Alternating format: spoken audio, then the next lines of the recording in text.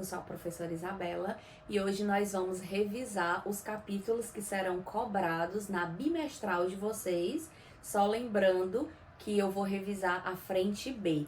Então, os capítulos da frente B que serão cobrados na bimestral de vocês será o capítulo 3 e o capítulo 4. Então, é a teoria sintética da evolução e a genética de populações. E o capítulo 4 que nós vamos ver que vai ser a especiação humana. Então, nós vamos relembrar aqui alguns assuntos que já foram trabalhados com vocês. Só lembrando, se vocês tiverem alguma dúvida, uma dúvida mais profunda, digamos assim, uma dúvida maior, vocês poderão olhar novamente, assistir novamente os vídeos que que eu já gravei para vocês, tá? Então aqui nós temos um tópico que nós vamos trabalhar novamente, que são os fatores evolutivos. Então nós vimos aí a evolução, nós vimos que a teoria sintética, ela vai tratar principalmente os fatores relacionados à evolução das espécies natural. Ela também vai abordar, levar em consideração a recombinação gênica, as mutações, a migração, a deriva gênica. Então isso são fatores que podem ser reunidos em dois grupos. Nós temos aí o primeiro grupo, que é o grupo daqueles que vão ser responsáveis por aumentar a variabilidade genética, como por exemplo é o caso da mutação, como é o caso da recombinação gênica também. E nós temos aí o grupo daqueles que agem na variabilidade genética, como é o caso da seleção natural. Aqui nós temos uma imagem que foi retirada do livro de vocês, que tem uma representação que mostra os principais fatores evolutivos.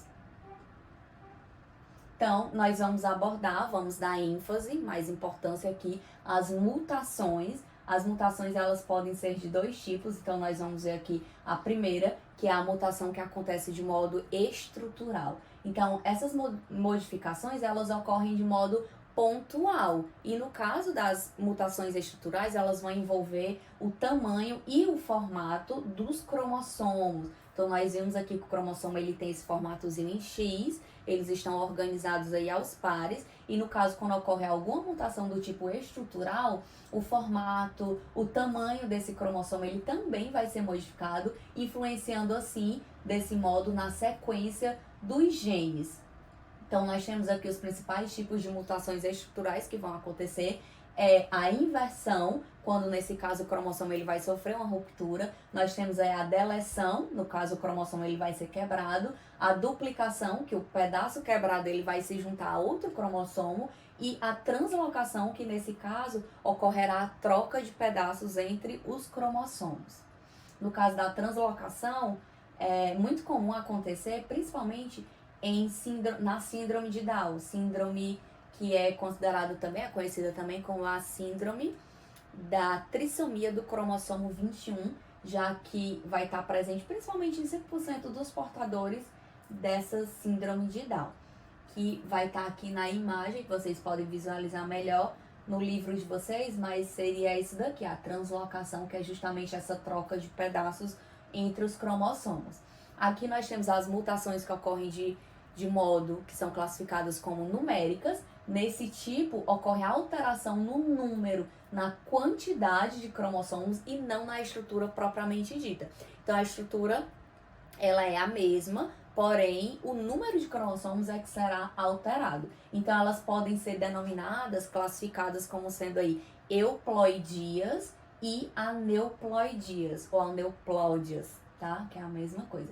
Então, no caso das euploidias, geralmente quando provoca um aumento ou redução no genoma da espécie, toda a coleção dos cromossomos eles serão alterados também automaticamente.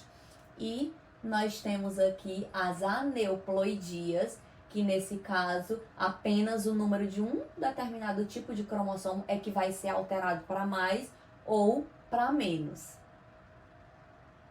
Então aqui nós temos uma imagem, que é um esquema de formação de um indivíduo que é portador da síndrome de Down.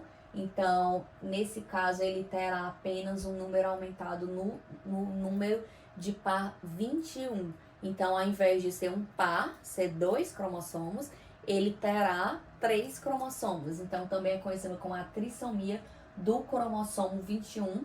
Muito importante vocês terem em mente aí, que nós temos o cariótipo de uma pessoa com síndrome de Turner, que nesse caso também aqui foi alterado a quantidade, só que no caso para menos, no par de cromossomos sexual. Então, ao invés de ser 2 cromossomos sexuais, no par 23, ele tem apenas 1, no caso ela, que acontecem principalmente em mulheres.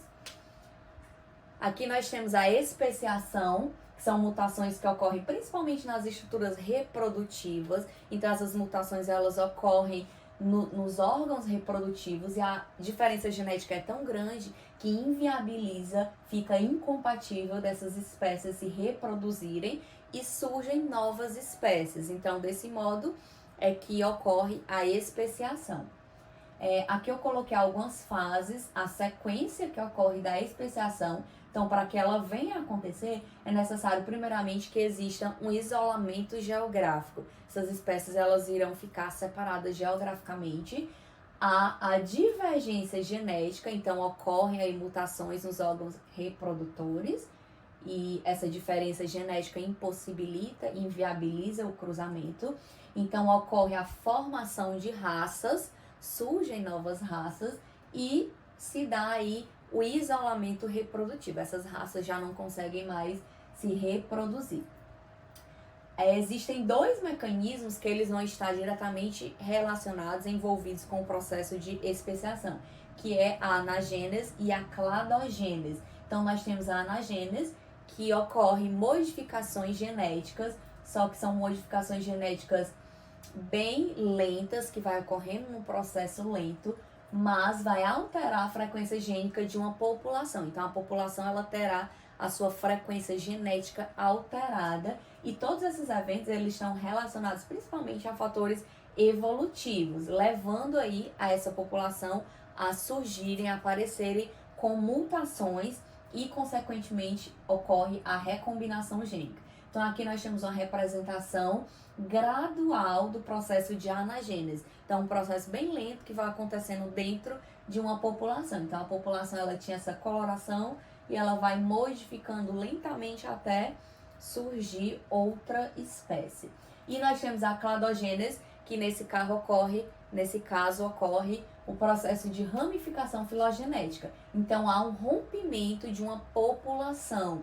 Então, as transformações geralmente elas são anatômicas, visíveis e funcionais também, e o isolamento entre os grupos se dá. Então, aqui nós temos a representação esquemática de diferentes espécies que foram rompidas aí na sua árvore filogenética, num clado, que a gente chama. Aqui nós temos o isolamento geográfico. Então, como nós vimos lá na especiação por cladogênese, 2 novas espécies elas vão surgir, elas vão se formar a partir de novos grupos populacionais, clados, né, que são isolados aí da população original e vão habitar locais diferentes. Então, nós temos aí diferenças genéticas que elas vão se acentuar de um ponto de não gerarem mais descendentes. Então, nós temos a especiação que ocorre do tipo alopátrica, que aqui vocês conseguem visualizar a imagem. Então, para que esse tipo de especiação ela venha a acontecer, é necessário que exista o isolamento geográfico, que é denominado, né, de alopátrica. Então, aqui a gente visualiza uma população de pinheiros, todos bem verdes, e após um isolamento geográfico, originou-se aí uma nova espécie de pinheiro nesse local. Nós temos a especiação que também é conhecida como peripátrica e parapátrica, tá? Então, nós temos aqui a população original nas duas, nós temos o início da especiação. Então, a peripátrica ela é um caso especial de especiação, que 2 populações se encontram isoladas e é muito menor uma da outra. Na especiação que é do tipo parapátrica, não existe isolamento geográfico. Aqui nós temos o último tipo de especiação, que é denominada aí de especiação simpátrica. Então, esse mecanismo, os grupos populacionais, eles vão existir, eles vão habitar o mesmo espaço geográfico. Então, eles não vão estar isolados, tá? Então, nesse caso, ocorrem divergências genéticas de 2 populações que viviam na mesma área geográfica. Então, é isso. Espero que tenham gostado. Estudem. Aqui são alguns pontos que vocês devem dar mais ênfase, estudar mais. Não indica que alguns pontos que não foram trabalhados aqui não serão cobrados, tá? Então é importante que vocês estudem o capítulo 3 e o 4 da frente B como um todo, mas que vocês deem mais importância a esses pontos que foram trabalhados aqui. Então espero que tenham gostado e até a próxima aula.